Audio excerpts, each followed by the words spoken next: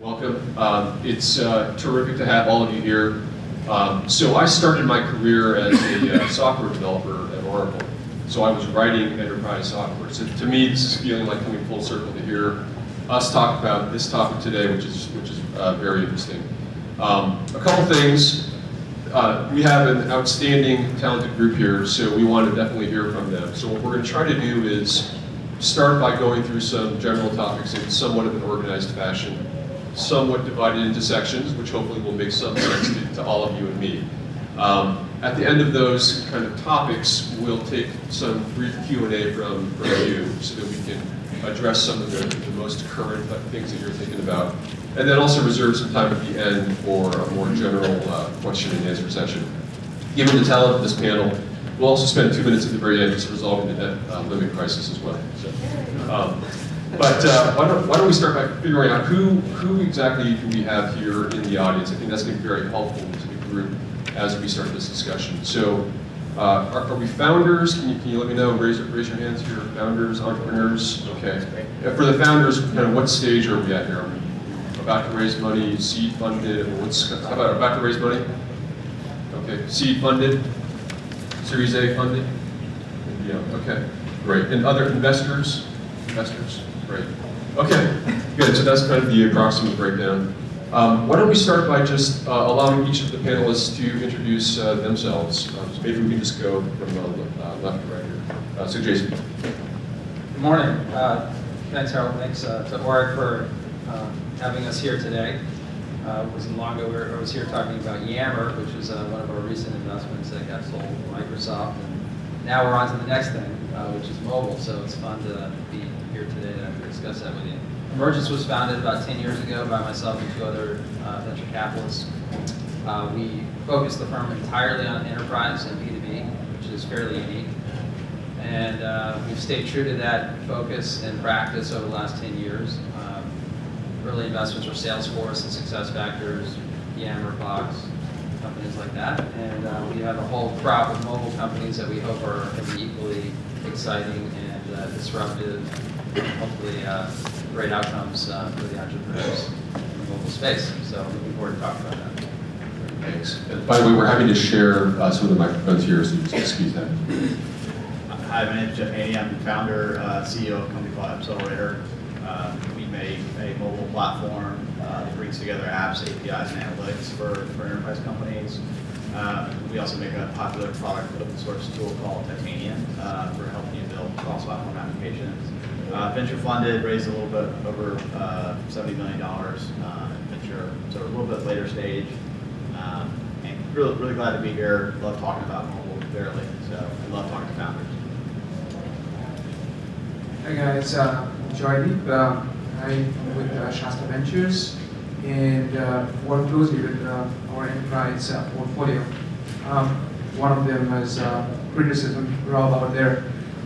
So Shasta was founded about in 2004, and one of our main focuses is work very collaboratively with the companies to really help build the leadership and take them to the next level. We do Series A and Series B, and right now one of our focus areas is mobile enterprise. We were one of the first investors in Zenprise, which we exited to Citrix last year. Here, I'll just take this one. This on? Yeah. My name is Arif Janmohamed. I'm a partner at Lightspeed Venture Partners. We do a lot of work around enterprise and consumer. We're on our 9th fund. It's a $685 million fund. Gives us Gives us $2.8 billion under management. I've been there about 5 years. Focused all of my time on the enterprise IT stack. That's everything from applications all the way down through infrastructure. Hey everyone, glad to be here. Thanks to Orrick and thanks to Joydeep for having me on the panel. I'm the co-founder and CTO of Crittercism. We're probably the company that you guys have never heard of but use every day on your phones. If you're watching Netflix, for example, on your phone, you're actually using our product. So what we do is mobile application performance monitoring. So if you're watching Netflix on your phone and the app crashes, sending data back to us, and we aggregate all that data and tell companies what's going on, whether the app is running slowly, whether it crashed or had any errors. We're on over 600 million devices right now, which is why you probably are using us already. We handle about 2 billion app loads every day, and we help companies like Nike, Netflix, LinkedIn, Disney, ESPN track the performance of their mobile apps. Excited to be here. Okay, great. Thanks, everybody. So why don't we start at the very kind of high level and just think about what are the drivers that have brought us to this point into this discussion around this topic of enterprise mobility. So maybe Joydeep and others, please join here around what are the things industry-wide, trend-wide, what are the things that have kind of brought us to this point? What are the factors why this is an important topic, why we should all be thinking about it and spending a lot of time talking about it today? Yeah, I can take a quick stab at it, and then we can hand it over to the others. So mobile enterprise, why is it important? Why are we talking about it? 6 months back, I was talking to the CTO of this big bank, which will remain unnamed, and we were just having lunch, and he just told me, Joydeep, we are having mobile devices everywhere in the bank. We know that we need to go through some compliances. We just don't know what to do. There are plenty of devices, all unregulated. We don't know if they're secure. We don't know if the data is secure. Yes, we have heard of MDM. We don't know if MDM is actually providing all the security. We don't know whether all our apps are, the experience on the apps are functional. We don't know how to develop new applications, because we have about 6,000 applications in our bank, which are web applications today, and needs to be on the mobile. We don't know how to do it. What do you think about it? And that's when it struck me. There is only like a few times in your life when there is in your tech life, when there is a platform shift. It happened when client server, when the PCs came in, when the client server technologies came in, and then cloud happened. And we are actually, it just occurred to me that we are on the cusp of another platform shift, the shift to the mobile. Now, if you think about it, each of these platform shifts have brought with them multi-billion-dollar companies that were built taking advantage of those shifts. If you think about all the stacks of tech, starting from the load balancing, security, application performance, your Word documents, your Excel documents, your security, everything needs to be rewritten, because the fundamental assumption of having your mobile device is it's real time. There's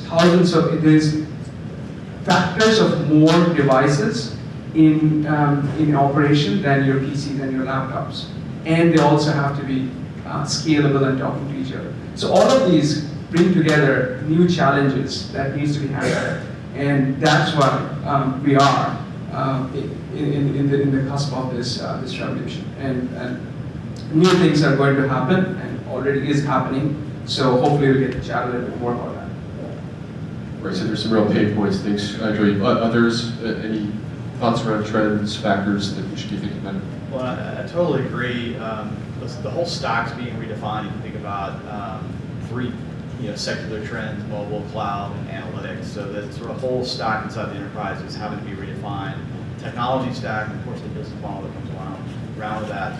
The other big, I think, shift that's happened that's different than the previous two technology platform shifts, client server and the web, is that technology today is going to be provided and built and purchased by the individuals increasingly versus the companies themselves. If we think about watches and televisions and cars and all the sort of internet-connected devices, largely we're going to shift to the owners of those devices and sort of the economic purchase decision coming from the individual.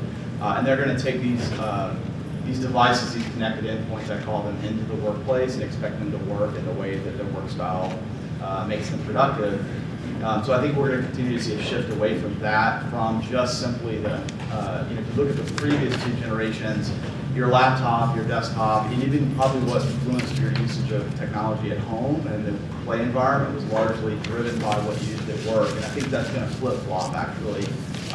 We're already seeing that actually happening, but it's going to flip-flop pretty dramatically. And that's going to be a very big challenge for IT, who's traditionally been able to force technology solutions on their users, and thus the bad user experiences and the things that kind of come along with that, because they can control 100% of that stack. And I think that control is changing.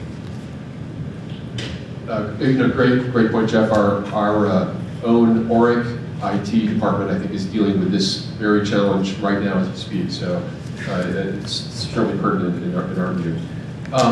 So given that overview, I think the next logical thing to discuss would be maybe starting at the very bottom of this platform and figuring out the infrastructure itself, the enterprise itself. So if I'm somebody who's trying to set my enterprise up, or I'm re-architecting it, what should I be thinking about, given the drive to mobility, given all of these trends and tendencies that we're seeing?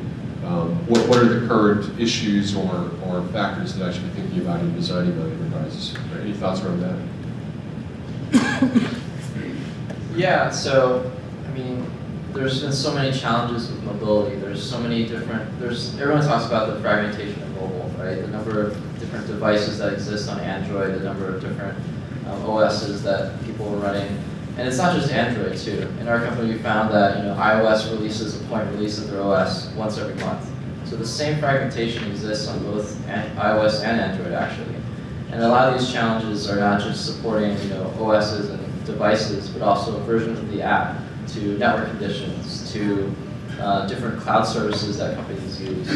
And I think it's becoming even more critical because we've seen a lot of companies move a lot of their critical business functions to mobile as well. Take Lowe's, for example. They're actually moving all their point-of-sale devices to iPads. Urban Outfitters just came out with an app that lets you take a picture of a garment that has a missing tag and lets you reprint that tag. You can imagine, like, in the near future, UPS devices will be replaced by those big brown bricks will be replaced by iPhones and iPads.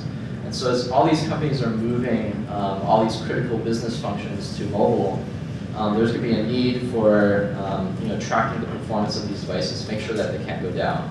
Because if suddenly all your business isn't on point-of-sale devices, it's on iPads, those iPads can't fail, right? And so I think one of the things that we found is, for the B2C market, we've seen this growing pretty quickly. A lot of companies have been trying to figure out how to monitor their mobile apps, and the same thing's happening for enterprise, because a lot of these companies are moving critical parts of their business to depend on these mobile devices. And so, part of it is having a solution that lets you monitor the performance of these apps. Yeah, I'll take a stab at this. I think version 1 a few years ago when the iPhone came out, in terms of trends, I think that was one of the definitive things that really shifted us towards mobile enterprise. So I think step 1 a few years ago was, how do I get my existing enterprise applications from a presentation layer perspective up on these devices, right? That was step 1. Step 1 was, how do I push these forms or these things that have typically been delivered over the web onto a mobile device? Well, that was interesting, but it was essentially an extension of the existing stovepipe enterprise software model. I think what we're seeing now is enterprises waking up, whether it's B2C or B2B companies, waking up and saying, wait a minute, I've got all of these data silos that are sitting in SaaS applications like Salesforce or Marketo or Zendesk. Also, I've got data that's sitting on-premise data stores. I can actually create, just like the guys in the web, the consumer world create, I can create a mashup of applications that sort of spans this data. So that creates the need for things like Appcelerator. And I think wave 2 has been really the creation of mashup applications. Right? But this is still very much presentation layer stuff. From an infrastructure perspective, what we're hearing from CIOs, more importantly the CISO, is as these, call it web services-based applications are starting to proliferate within the enterprise, it's creating a new set of headaches around security, compliance, data leakage, auditability. right? Where is my data? How is my data being shared? Is it sitting in Dropbox? Is it sitting in Box? Is it being emailed around to Gmail? And that creates a new set of headaches around policy, right? Who can access which data? Who can email or who can send which data into which cloud applications? And then finally, how do I, as a CISO or a CIO, apply granular policy on a user-by-user basis? So there's a number of companies that are coming out to address these issues. Hey, that's great, Arif. Actually, if we could maybe spend a few minutes on one of those topics, which is security. This is an area that I know that law firms and other major institutions are thinking very, very hard about. Are there any? What are the ways in which this could be addressed? Or maybe you can start. Are there companies out there that are addressing this in an interesting way that we're tracking right now? And maybe where are the ways that we can think about trying to address this in the future? I think a lot of people are still very confused about how this is going to be handled. Any thoughts on that? Yeah, I can take a stab at that. So from a security perspective, I think it's still very much open ground. If you think about the way enterprise applications traditionally that live behind a firewall were secured, you would, I guess there's no better way to put it, you had a conga line of boxes that were firewall, IPS, IDS. It's a hodgepodge of three-letter acronyms, but essentially appliances that sat behind the firewall that monitored and tracked and actually applied policy to everything that you did on applications that sat behind the firewall. Now, as you move towards the mobile world, where device access is not inside the firewall, i.e. it's in places like here, it's in coffee shops, it's on the road, you're snacking in terms of access to data, and where a lot of the data sits outside the firewall in SaaS applications, you now have a new set of issues. So how are people trying to fix this? Well, one, they're trying to send traffic behind the firewall through that conga line. That doesn't really work. It creates a set of user experience issues, it creates latency issues. And so a new set of companies have actually emerged to address specifically this problem. I have a bit of a bias. I'm involved with a company called Netscope, which came out of stealth last Thursday. Netscope is a bunch of guys that actually came from the world of the conga line boxes. They're ex-Juniper, Palo Alto, VMware, McAfee people and engineers. And what they've done essentially is create a cloud. So send your mobile traffic into the cloud.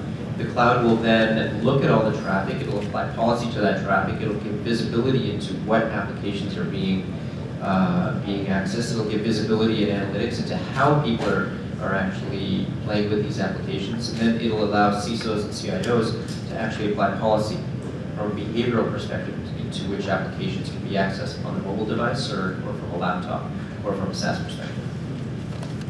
That's great. Any other thoughts on that? So quickly, to add on to that, it's a great overview.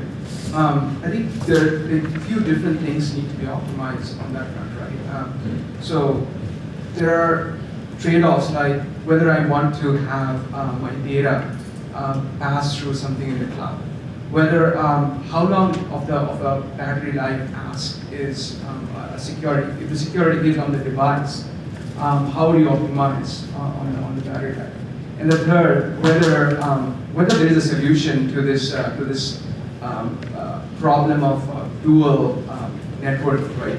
So if you think about your mobile, in your laptop, it used to be that it connected to the CartNet, it went through the CartNet, everything went through the CartNet, so you seemingly had this secure layer around it. But in your mobile devices, at the same time, when you're connected to your CartNet, there is this carrier signal that your device is connecting to. How does this affect your vulnerability? Well, can a malware actually come in through the carrier route and then infect your CartNet? So these are whole new different issues, and even like some compliance regulations are right now being thought about to kind of counter these issues. So this is something that is going to definitely play out in the next I think 6 months to a year when we really have something to figure out on our mobile security. This will be a experience. Great. Any questions from the audience around this kind of subtopic on the infrastructure level? Okay. Good. Okay, why don't we move on to sure. So I just want to know all those containers and all the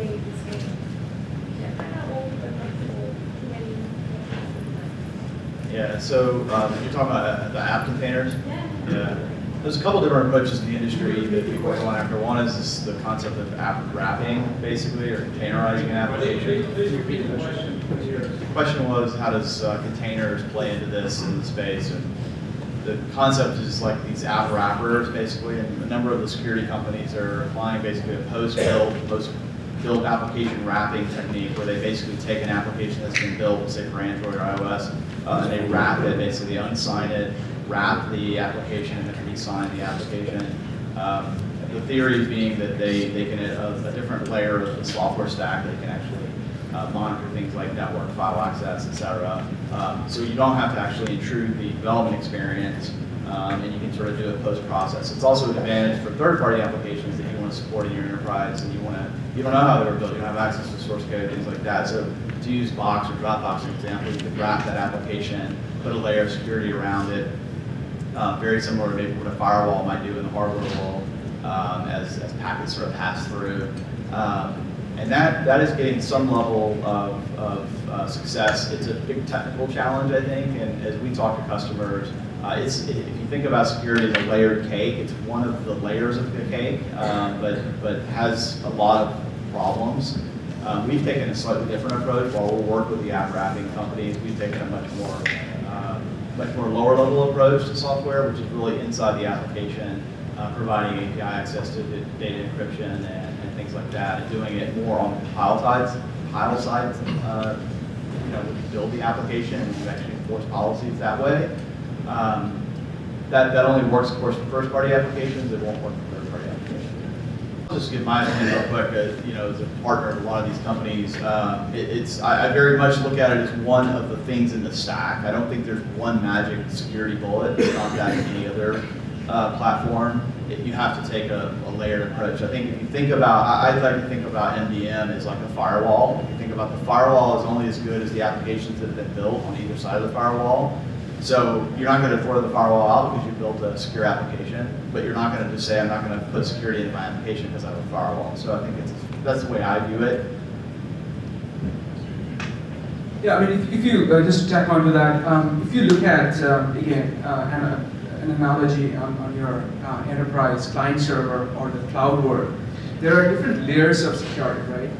There is your data at rest security, data in motion security, malware security, and a host of other things, right? So MDM just tackles one part of it.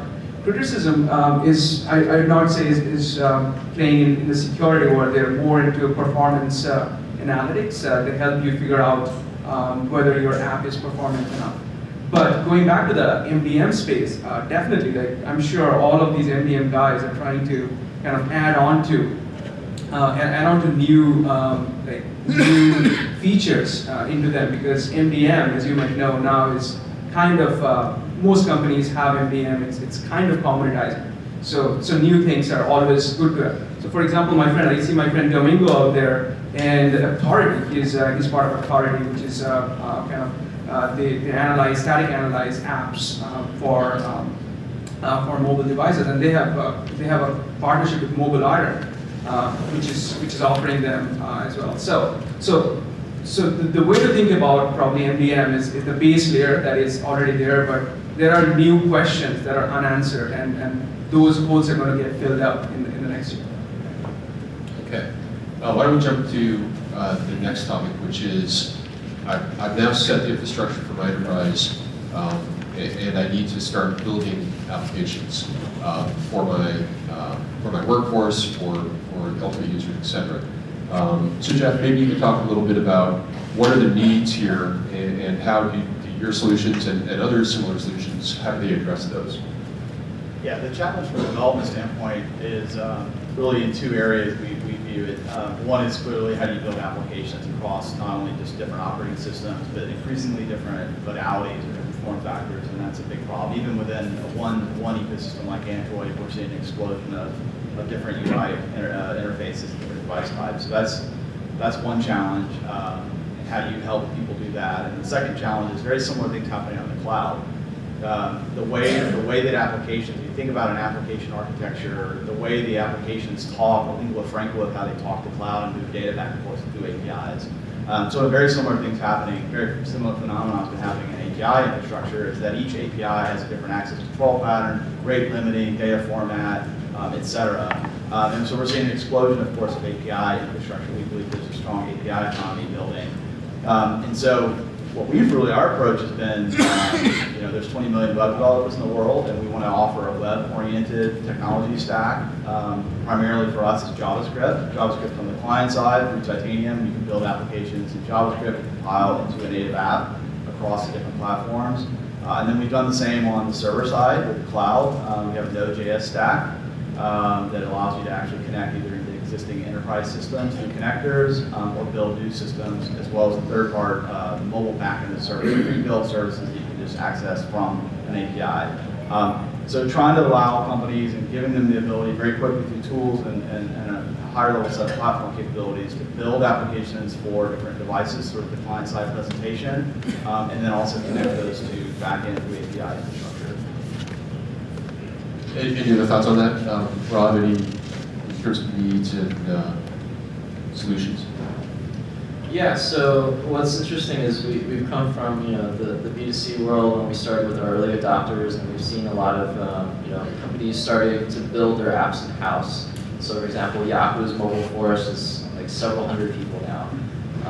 And we've seen the same shift happening in enterprise, but a little bit behind. I think about 12 to 16 months behind what B2C is.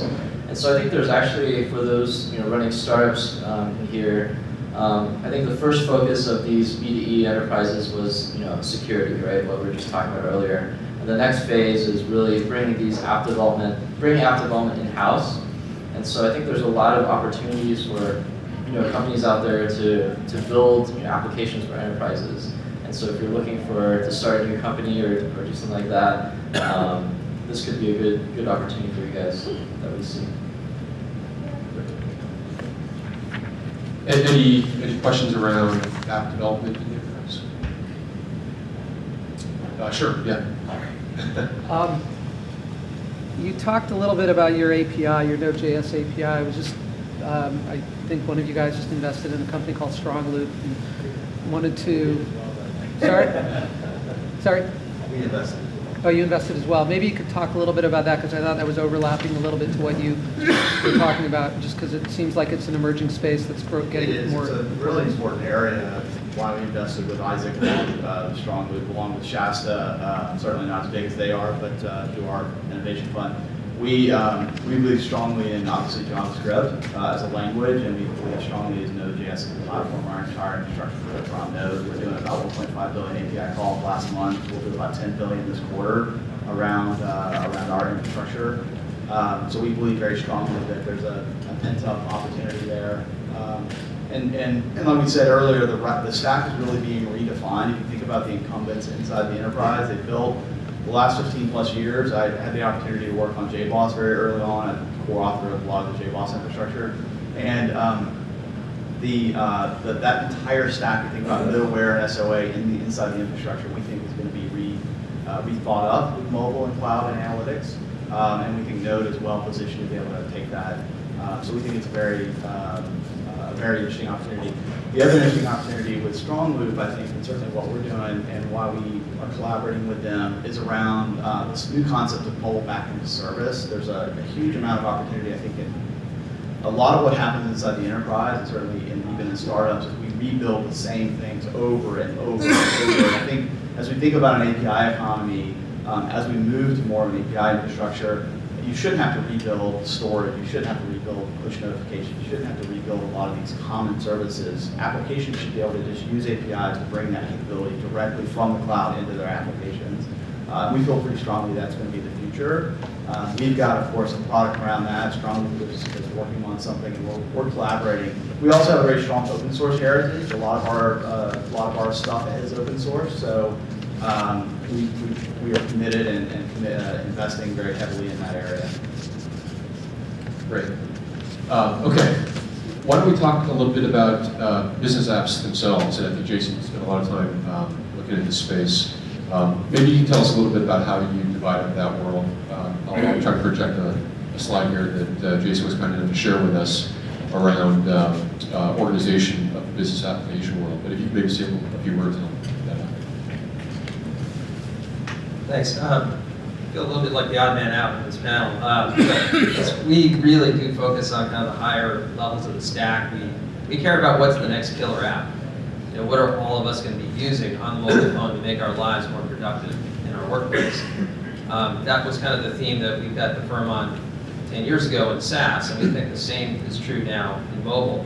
And what's interesting is I don't think today there exists a killer app on mobile for the enterprise. It doesn't exist, but it will. It's called email. Well, email today, but maybe if you talk to the folks who are on the consumer side, teenagers, they're not using email so much. So the question is, when they get into the enterprise, will they still be using email primarily? We don't know. We don't know. But if you look at Snapchat, or if you look at WhatsApp, or a lot of these other consumer apps, they're definitely changing the way people are interacting and collaborating. And we think the consumer side informs what happens on the enterprise. It was the same way. For instance, Yammer was essentially birthed out of looking at what Facebook and Twitter were doing in terms of collaboration, and saying, well, how are people going to want to interact in the enterprise once they've been trained on the consumer side? It used to be, when I got into the business, that the enterprise was the early adopter of technology. Well, now we're the laggards, okay? We looked at the consumer side to see what major trends there are, and then we look to apply them into the enterprise. So for all of you folks who care about building the next killer app in mobile, that's what we care about. I think it's a unbelievable opportunity. If you think about the transition from client server to the cloud, some of the most successful enterprise software companies, whether it be SAP or Oracle or Siebel at the time, reached maybe hundreds of thousands of users at the end of the day. They got paid a lot of money for that. If you look at companies like Salesforce.com or SuccessFactors or Yammer, they've reached millions of end users.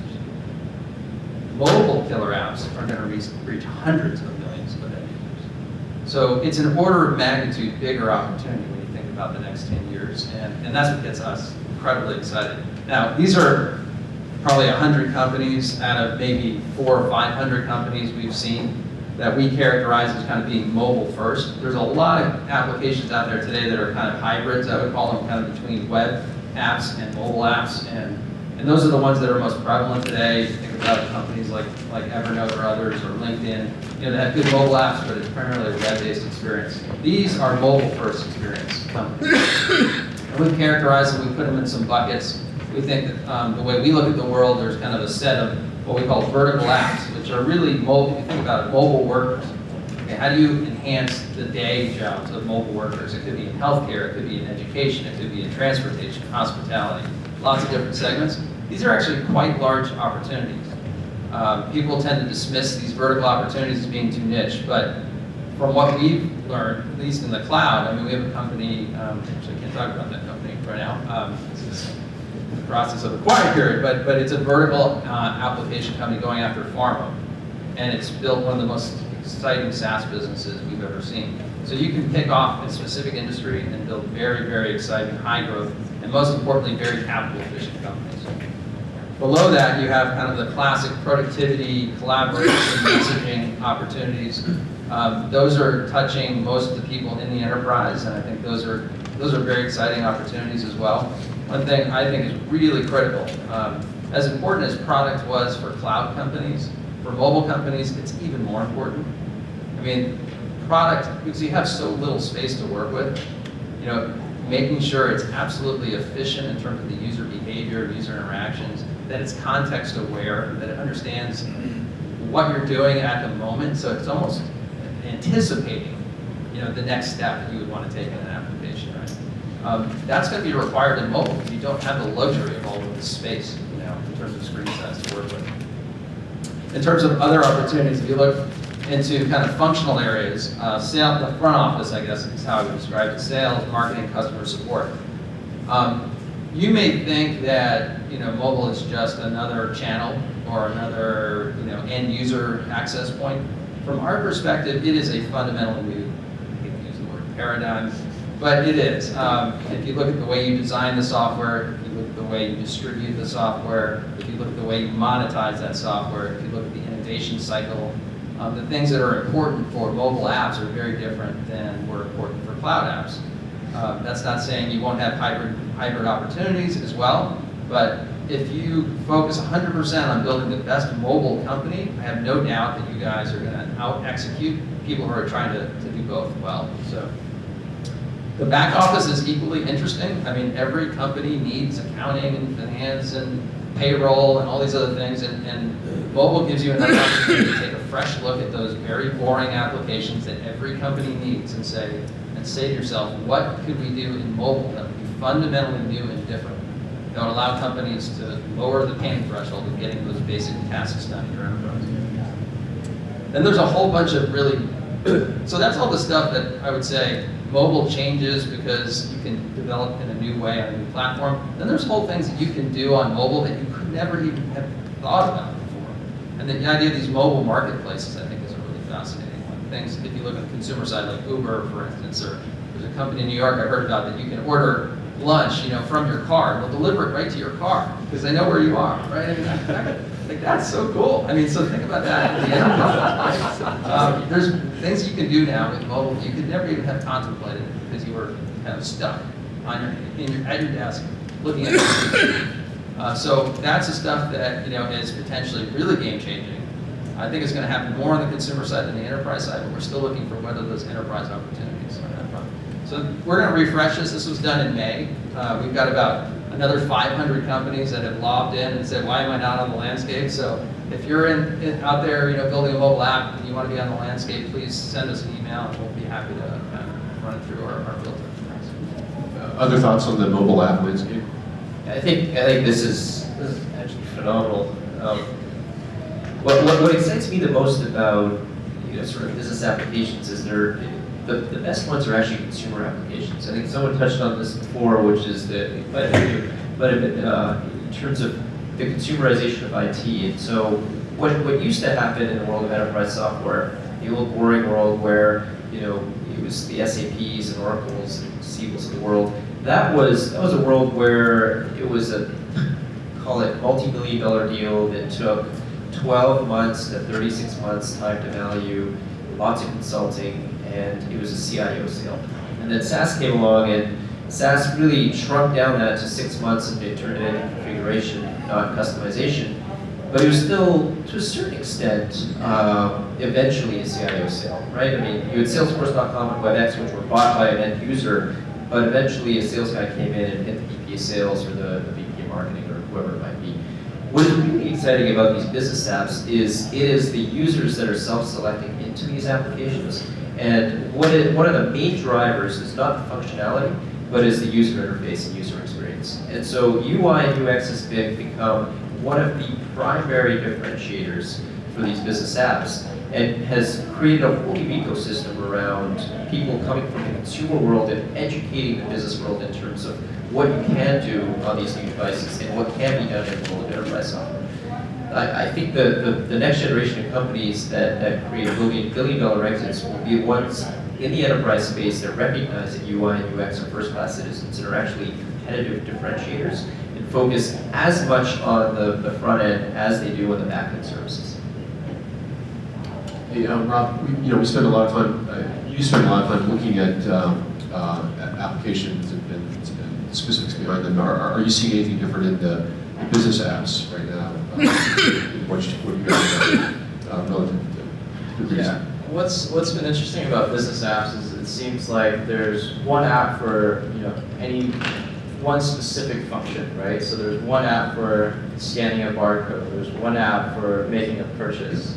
And as a result, actually, we've seen companies that have tons and tons of apps, each that do one specific function, but do it really, really well. And I think that's something that's going to continue as a trend. And so these CIOs are going to have to, track all of these apps, and they're suddenly going to be like, "What's going on? Why do I have so many apps going on?" So that's one of the trends we've seen. Joydeep, any other in the app landscape, any other areas of focus for you, or is this, how about for you at Shasta? Yeah, for sure. This is great. Thanks, Jason, for walking us through this. So one of the, I think, key areas which is an overlay on top of all of this is, as Jason pointed out, there is a new way to get consumers and then monetize and distribute, right? So in the SaaS world, you can sign up users and you can have them pay you a monthly fee, right? The question in mobile is, how do you do that? It's a one-time, most of the times it's a one-time install. And the challenge is, through the usage of your apps, you need to kind of figure out how to monetize more and make more money on top of the initial install. Otherwise, you don't have this SaaS type of characteristics in a company. Now the question is, to the marketers, to the app developers, do they have the tools to figure out how to do this upsell, the cross-sell, the information about the customers, what the customers are actually doing with the app.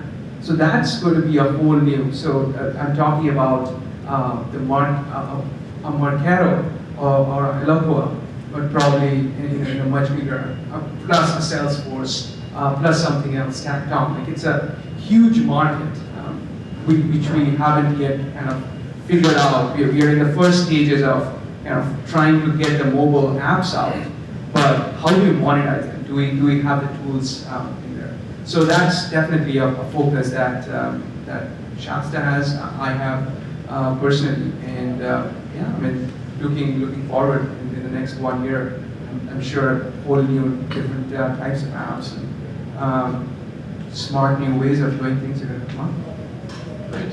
So any questions around the app landscape? Yes. Two-part question. Titanium support of iBeacons, and then Jason, where do you see the impact of iBeacon on the enterprise?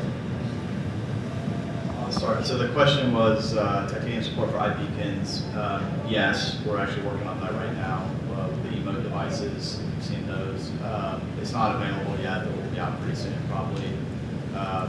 And then the other one's, I think, for you. I didn't hear the question. iBeacon is a new sort of technology. It's low energy Bluetooth built into devices, so it's an ability to actually very easily understand. For example, where if a device is near a shopping cart, for example, the low energy device, the low energy Bluetooth can communicate and understand. For example, the simplest example I think is a retail example is I walk into, let's say, a supermarket and I have a shopping list, an unordered shopping list of all of the things you want to buy, but how do you know where they're at in the store? Something like iBeacons. If you had iBeacons throughout the store, it could order the shopping list based on where those items are in the store. That's a really good use case, maybe a simple example of what you can do with the application on the digital side, interacting with the offline sort of experience to really enhance the experience of the user. I'm not familiar with the specific technology, but I think thinking about new applications that you can leverage with enabling technologies like that is where you're going to create really exciting new applications. So, just thinking about the retail example, why is it when you go in a store, why doesn't everybody in the store who's working in the store have a mobile app that tells them where the customers are in that store, who their best customers are, and what their interests are? I mean, think about how cool that would be if somebody came up to me and said, I know you're into tennis, have you heard about our new sale on sneakers or whatever, Like that kind of stuff is possible now. And so I think that's why it's so exciting. Yes. Hi, sorry to be monopolizing the questions here. You're bringing up a great point in terms of the retail vertical. One of the things I've noticed is retail, there's so much competition selling into retail and there's margin issues and all this kind of thing. You mentioned earlier one of the companies we won't talk about today related to doing like a CRM for healthcare. If you were to look at other verticals, retail, energy, whatever, where do you think the real opportunities are beyond healthcare and life sciences, because we won't talk about that, in terms of a Salesforce specific kind of solution, taking into account the adoption rate of the vertical? Retail there's a lot of CRM specialty companies targeting retail, but what's your opinion of the other verticals outside healthcare? So we've done a lot, pretty much in every vertical up there. Healthcare, by the way, is awesome. I mean, I think as a vertical, we have a company called Doximity, which I can't talk about because it's still a private company, and they're going after physicians, right? Physicians are not at their desktops on their computers. They're running around, meeting with patients. So we have a mobile app that helps them figure out, who they want to contact in terms of specialists if they're looking for somebody to refer a patient to. They can connect and message with other people relative to a specific case they're looking at and get advice. And it's all HIPAA compliant. So it's kind of taking a very specific use case and applying it to a set of individuals who are high value individuals who really matter, and creating a solution that you could never do on the desktop. Now they have about, in 2 years, they have 30% of all US physicians on their platform. I mean, that kind of thing never happened before. Even on the web, it took, Hippocrates is probably the best example, it took maybe 7 or 8 years to get that kind of penetration. So that's what's exciting about some of these verticals, is you can go very fast and very deep if the application resonates and they start has some viral characteristics and start inviting their friends. We have one in the transportation industry that's looking equally interesting. We have education, where professors are actually asking the students to download an app to help them collaborate in class. So there's just really new and cool distribution mechanisms that you can use now to build critical mass. And for me, it's all about download. The new conversion statistics are number of downloads, engagement, and then figuring out how you monetize. And a lot of times, while it's harder on the web to monetize in traditional recurring revenue, it's a lot easier to monetize, for instance, on transactions, because you have the iTunes and App Store kind of capabilities already on your phone. So, I don't know who the Zynga of the enterprise is going to be in terms of that monetization model, but I think that's a huge opportunity. Yes, question. So are we seeing the main point of contact in the enterprise as a buyer or gateway into the enterprise in terms of apps coming in and technologies coming in changing? I think it used to be maybe marketing the main point of contact and then IT is involved, but will there be a mobile-focused business unit that then helps distribute mobile technology within the enterprise? Is there a mobile-focused business unit that helps distribute the technology within the enterprise? Well, we are seeing quite a number of companies setting up mobile centers of excellence and COEs around mobile. That's really to help more people process the technology. All the technology is part of the charter usually, and it's really around what's the reference architecture going forward. But it's really as much about the people process side. What is the processes that need to change with mobility because they're different? And then how do you sort of organize people around those processes? So I think long term, we saw this in the web, so I think long term that this becomes very horizontal in the business and not vertical, but that's just my own personal opinion. Take a shot. Yeah, I'll take a shot at this.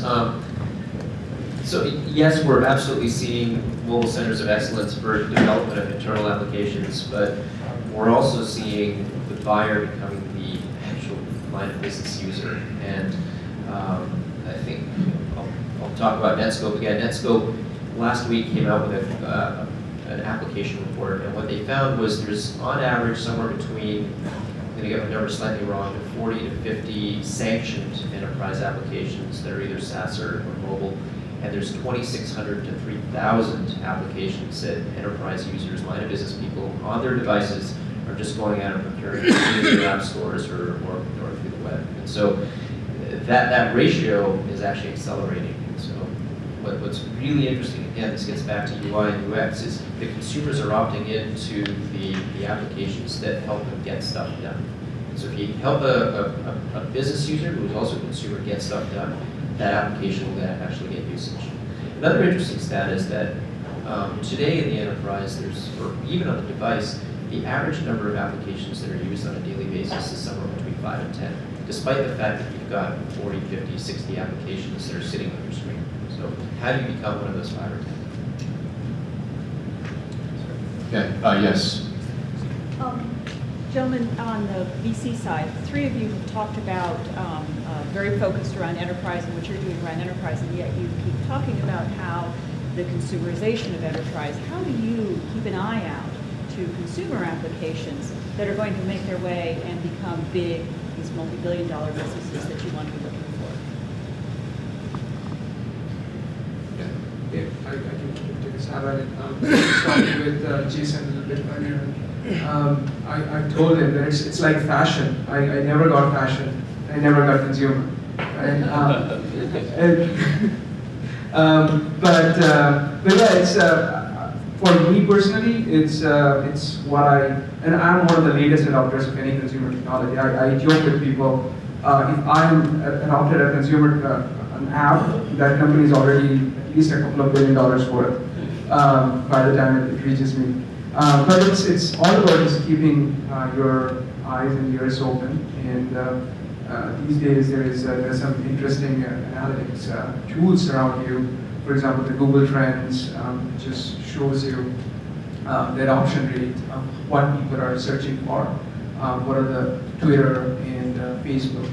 So we're in an amazingly kind of world where there are a lot of different tools that you can kind of mine the data out of. So that's one of the ways I kind of keep an eye out. If you want to know what's going on, ask a teenager. That's the truth, right? They're the ones that are the early adopters of some of these technologies. That's honestly how I hear about a lot of this stuff from my friends' kids, and I, just being curious. And I try a lot of stuff just to see what it's like. I may not use it on a daily basis, but I try it just to see. And some of them are like, wow, that's really different. And I immediately go to the place of how is this application, if I applied it into the enterprise or the workplace, how would it change the way I do my job? And is it a significant game changer? That's the hard part, because there's a lot of really cool, faddish stuff that happened on the consumer side that are quickly gone. But the stuff that remains, that has real substance in terms of giving you more productivity and engagement, that's the stuff you're looking for, and it's rare. It's rare to find something that really stays, but when you find it, it's gold. And I think about it less in terms of applications from the consumer world and make it into the enterprise world, and more in terms of behaviors from the consumer world that make it into enterprise applications. So a really interesting example is the stodgy world of business intelligence. Right? It is business objects and SAP, and it's multi-million-dollar installations. It's a great business. It's a $10 billion business inside the enterprise, but it really hasn't changed much in the last 15 years. Whereas if you think about what you do when you have a question in the consumer world, you open up Google, you ask a question, and in 0.25 or less seconds, you've got an answer. That does not yet exist in the enterprise. Why? Right? Another example is teenagers are showing us the way through Snapchat behaviorally that there should be a disappearing conversation. There should be an ephemeral conversation that exists. That does not yet exist in the enterprise. These are analytics and conversations and how these people communicate. These are all elements of what can make up a great enterprise application on mobile for in the SaaS world. Wouldn't you say a phone call is a disappearing conversation? Yes. Yeah, but who uses phone calls anymore? Yeah. It's going away. Yes. We are currently developing a mobile discussion app, and how you guys, it's great to see this chart. I love it. The business model, how things are going to get monetized, it's still the old way. Transactions or service fee. Do you see anything interesting emerging of how apps are, how most of mobile apps tend to be free to begin with? So are you seeing anything interesting emerging of how things might get monetized in the future?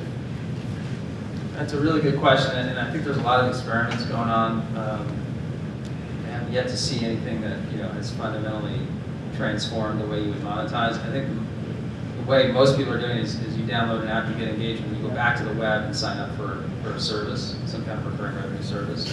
I still think this transactional opportunity is a significant one when you're in the app of upgrading into a premium feature. And if we can make that frictionless, that conversion, I think that's got to be a huge potential. Because whenever you're doing something on the mobile phone, you just want to do it quickly, right? You just want to get to what you want. And it's almost like just give me a button to push that I can pay for something and I know what the value I'm going to be receiving is, and that's going to be I think an interesting opportunity. I haven't seen an enterprise monetization platform that's been built to do that, but that's a big opportunity. The infrastructure guys, you should figure that out. Yeah, a lot of the challenge we work with, obviously, Fortune Global 2000, and it's still very archaic. If you look at our sales cycles, more than 50% is in the procurement part of the sales cycle. Way after the buyer, economic buyer said yes, way after the decision's been made to buy. Still 50% of that procurement is in procurement legal, just making the machinery work on how you actually get money, get into the system, all that kind of stuff. So I think it's going to be a lot of time before the enterprise-wide changes that. But I think mobile is a great example where it can be potentially disrupted, but it's being disrupted today by silo IT, by shadow IT, I like to call it, where people are just downloading something and buying it on their credit card and dispensing it. And we're hearing a lot about that. So I think that there's just different programs out there with the enterprise purchasing program, for example, from Apple, where you can sort of do this a little bit more organizational, so people can buy it, and it doesn't just show up sort of through the back door. But I don't think that's very efficient.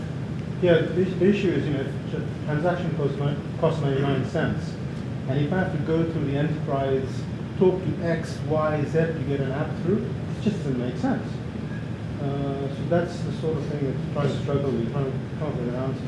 So just to tack on to that, one interesting thing to think about would be channels.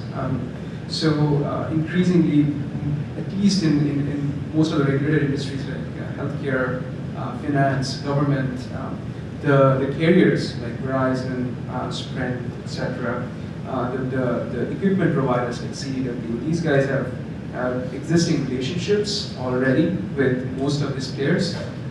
So instead of going directly to these guys to actually sell, if you can tack on to some of these people, it could alleviate to some extent. I mean, it's still a problem, but channel partnerships can definitely alleviate a lot of the problem.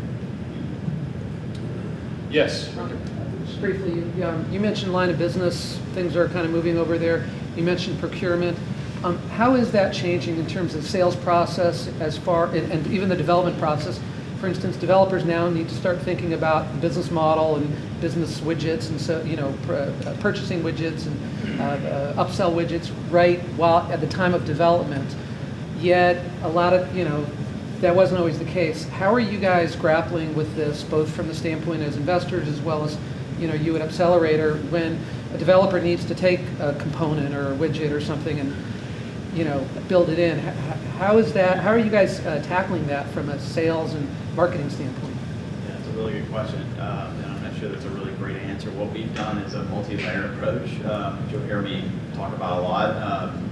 So on the development side, we built a marketplace product that's built into the tools, so also on the website, and we use that to make it easier either for third-party developers to market into the enterprise or market into the developer base on things that maybe they develop or integrate into our platform. And on the flip side, on the user standpoint, on the developer standpoint, we made it easy for them to find and select those components that they can purchase. On the purchase, I mean, it's still a challenge. These are mostly microtransactions, so they're typically $99 or less for those types of development components, and they have to use whatever corporate purchasing card they use to do that. A lot of them are free, of course, and they monetize via some sort of transaction on the back end. So if you're using, if you want to use Salesforce's capability, you're not going to pay for that. You're going to get that for free, and you're going to pay for your Salesforce quote transactions that you already paid for. So it really depends on how they monetize. But we've tried to make that easier for the development process, but there's still the challenge and the hurdle of how do you actually procure these things from a financial standpoint.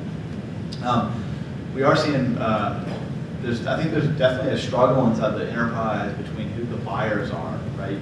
Traditionally, especially on the consumer side of mobility, the lines of business have driven that, and lines of business generally drive the application scenarios inside the business. But ultimately, IT is chartered with delivering platform technology, security, all the things that kind of go along with the governance of the company from an intellectual property and technical standpoint. So we're seeing a big struggle there where we hear from the line of business side of the business says, I don't want to talk to IT. I'm going to do everything I can to get away from IT. I'm going to get outside of IT to buy myself, right? You're seeing the rise of the CMO budget, things like that being a big trend. The flip side, the IT is saying, shit, all these lines of businesses that went out and done all this stuff, they've outsourced it. It's become so easy, they've done that, and they're connecting into our critical systems, or we're having data leakage problems, and I'm the one that's going to get fired when these things, and they're going to basically dump it all back on me eventually, right? Long term, I'm going to be me as the organization will have to ultimately own this and be responsible for it. So I think there's a big struggle right now inside the enterprise on how this sort of shakes out over a long period of time, which is a good opportunity for startups, I think, because you can sort of play both sides of it, I think, if you're smart. I just thought one more comment on the monetization opportunity, because I think the best would be if you could align the monetization with the usage of the product. You know, like Box or Dropbox has storage basically at the limit and you pay more. In the enterprise today, I think where it's being monetized, which isn't the best, but is right now the most obvious, is more on administrative capabilities, control, compliance, integration with LDAP, you know, those kinds of things that give you a sense of control. Because the IT guy, at the end of the day, even though all these apps are proliferating, they want control. So selling them control is kind of the obvious monetization opportunity after it's been proliferated into the enterprise by individuals. That'll probably be the last stage, but that's one of the most boring stages, to be honest. The app is evolving, it's moving very fast, and then they're trying to put controls on it. So, kills it everything. But I take your point.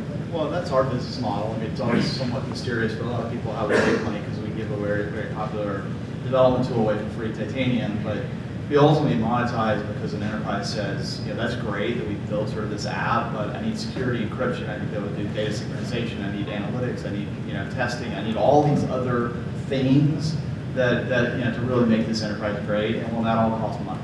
You know, that none of that's free, right? So I think that's the point of value. Oftentimes ends up being where they're the most vulnerable and scared, and frankly where they do their job, right? With that control.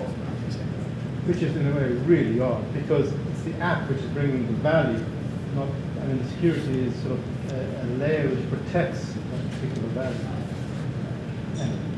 Thank you. That's the reality. Yeah.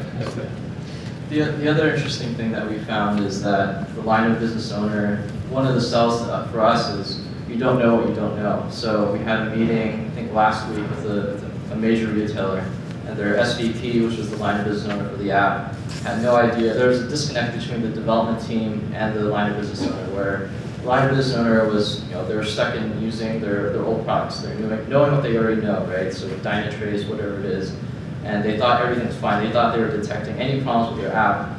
But then, you know, we had a meeting with their development team and the SVP, and the development team said, yeah, you know, we've had this problem where the app went down for 30 minutes every day for the last month, and we had no idea, so we started using Crittercism. And the SVP was like, what? What happened? Like, how much money did we lose? And so I think one of the challenges is being able to tell these SVPs, these line of business owners, how fast mobile is changing, right? And you can't monitor these old technologies, this new technology with these old systems.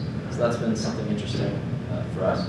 That's a great point. We've just developed a new product that's getting ready to get released called Executive Insights, and it basically takes our analytics and sort of we integrate Crittercism into our platform as part of our product.